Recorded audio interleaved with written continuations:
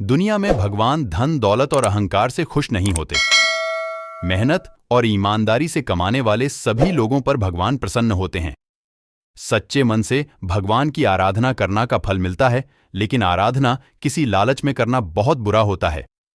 ईमानदारी से की गई काम का फल अच्छा होता है। आज हम एक कहानी का विस्तार से वर्णन करेंगे, जिसमें मजदूर की मदद से यमराज ने जमींदार को समझाने की कोशिश किया। एक गांव के जमींदार और उसके एक मजदूर की मौत एक साथ हुई। मरने के बाद दोनों एक साथ यमलोक पहुंचे।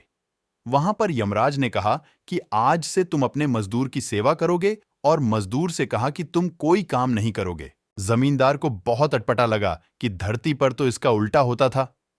इस बात से परेशान होकर जमींदार ने कहा कि भगवान, आखिर हमसे क्या अपराध हो गई है जो ऐसी सजा दे रहे हैं। मैं तो प्रतिदिन मंदिर जाता था, भगवान की पूजा के साथ साथ बहुमूल्य चीजें दान करता था। जमींदार की बात सुनकर यमराज ने मजदूर से पूछा कि तुम धरती पर क्या करते थे।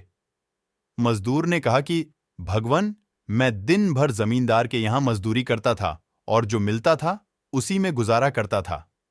जो मिला उसी में संतोष के साथ खुश हो जाता था। कभी भी भगवान से कुछ नहीं मांगा। गरीबी के कारण प्रतिदिन दिन मंदिर में दीपक नहीं जला पाता था, लेकिन घर के सामने दीपक जला के रख देता था, जिससे गली में अंधेरा नहीं रहता था। आने जाने वालों को सुविधा होती थी। मजदूर की बात सुनकर यमराज ने जमींदार से कहा कि सुन लिया, मजदूर के पुण्य काम। कहानी की शिक्षा: भगवान हमेशा मेहनत और ईमानदारी से कमाने वाले व्यक्ति के ऊपर प्रसन्न रहते हैं।